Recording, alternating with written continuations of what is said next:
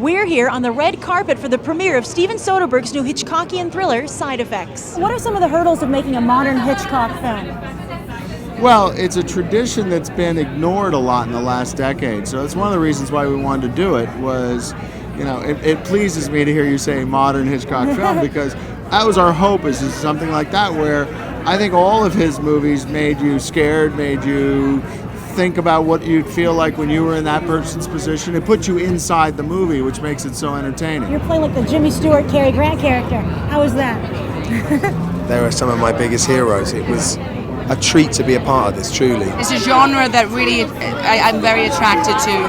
I love to be in the movie theater and I have to think and then try and figure it out. It's sexy and dark and dangerous. The paranoia in Rear Window. Yeah. I wanted to call it Rear View Mirror. In Rear Window is definitely something that I always admired. The notion of someone watching something, wondering what really is going on, is so organic and so natural, and Hitchcock did a great job of that. And for reasons I'm not going to really go into, there's a little bit of Psycho. You're making some really fascinating career choices with Girl with the Dragon Tattoo and now this. What do you look for in a script? Well, a director is the most important thing, and then the script, obviously, and the character. And this, I was really lucky. Steven was doing it, and I've always wanted to work with him. And Scott wrote a fantastic script, and the character was very complex, and it was a very easy decision. Hollywood loves to typecast, but with this and now Contagion and now this, you're doing a great job breaking out of that. Thank you. What's the collaborative process like with Soderbergh?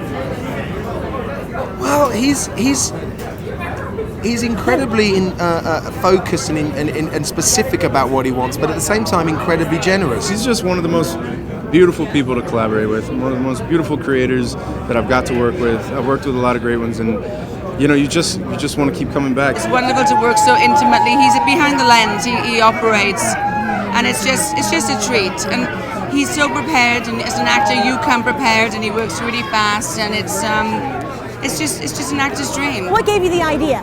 Years ago, I was doing research on a TV show called Wonderland that Peter Berg created, and I was at Bellevue Hospital, and I met Dr. Sacha Bardet, who's standing right behind me. He was at Bellevue. I was working at Bellevue.